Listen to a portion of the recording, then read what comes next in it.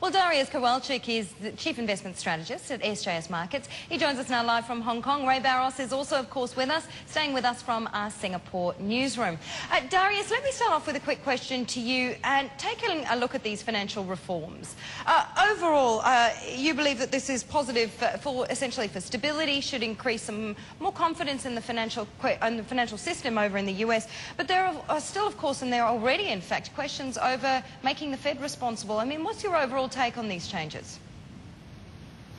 I believe that overall the proposals are positive because they bring under federal surveillance and regulation all major institutions that could potentially disrupt the functioning of the financial system, in particular bringing the hedge funds, private equity funds under federal supervision, as well as making the Fed responsible for any institution that is systemically important or too big to fail.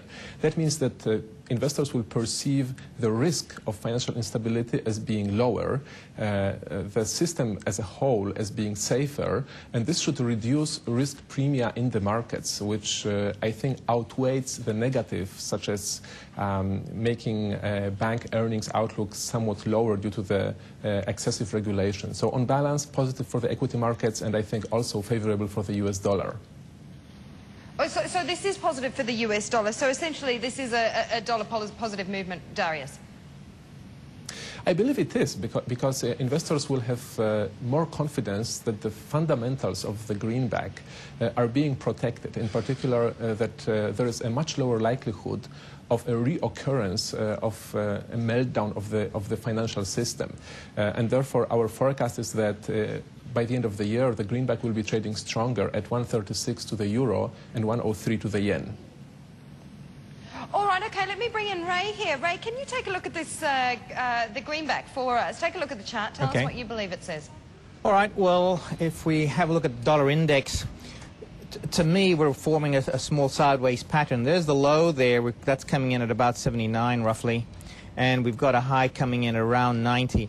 On a larger chart, 92.50, on a yearly chart, 92.50 is the critical high level. Because if we take that out, the chart has been going like that, and if we take that 92.50 level out, then it's a confirmed uptrend. For me, I think the dollar is going to rally back up to 90, but it's only a short-term play. It's a play until the seasonals, for me, seasonals, the US dollar weakens around the end of the year, starting from about October. So I think between now and October, the dollar will rally back up to 90.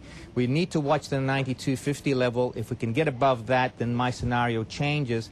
But for the moment, 90 would be the target, looking at for it to come down from there. Come down from 90. All right, well, let's move on from the greenback. Let's turn to Treasury yields now. Dariusz, let me start with the fundamentals from you. We, of course, do have an FOMC meeting coming up.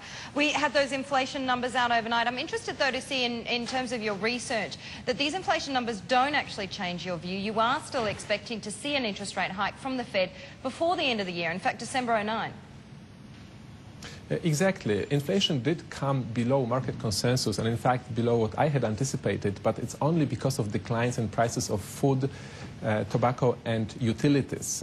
So at the core level, inflation remains fairly stable, just below 2%, and this means that demand in the US economy continues to be there, and as the GDP of the US starts to expand from Q3, the Fed will be forced to counter inflationary pressures and start hiking by December.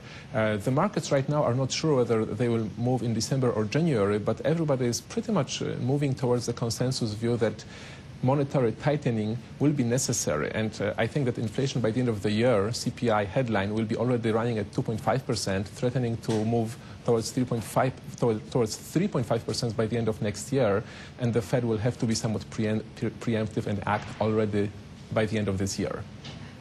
Inflation certainly is something we're watching very closely. Ray, let me bring you in to take a look at these charts. So let's start off with the 30 yields. But yields overall, I guess, in the US Treasury market have certainly been very, very interesting of late. It's a matter of a question, I guess, as to whether they're talking through the fundamentals or whether we're just seeing investors switch out of that asset class. But what does the 30-year tell you?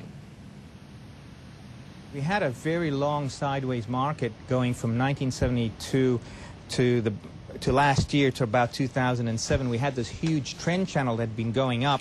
We broke to the highs, which came in at around 141 3/4, and then we broke down. We've gone from 141 3/4 all the way down to 111. Remember that this chart here is an inversion of the bond rate futures that I'm talking about. So now you're basically seeing that is equivalent to the 141 and 0.75 on the 30-year bonds. You can see that the yields have gone up. That would be roughly equivalent to the 111.8. So whilst we're talking about the possibility of deflation, interest rates, especially the 30-year bond rates, have been indicating an increase in inflation. And I've been saying for some time that as soon as the banking industry starts lending these huge funds at the which we now call quantitative easing, I call a printing press. Once those funds start hitting Main Street, the Feds have to raise rates. If they don't, they're going to be faced with a high degree of inflation, and we're going to go back to the 74 era when Volcker had to raise rates about 18%. So I think interest rates are going higher.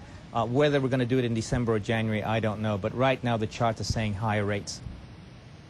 Higher rates, all right. Thank you so much for that, Ray. Dariusz, thank you for joining us today. It really has been great to have you with us. Dariusz Kowalczyk from SJS Markets. And of course, Ray Barros is staying with us for the rest of Cashflow. Do remember, if you have questions for him, do send them in to cashflow@cnbc.com. Well, we're going to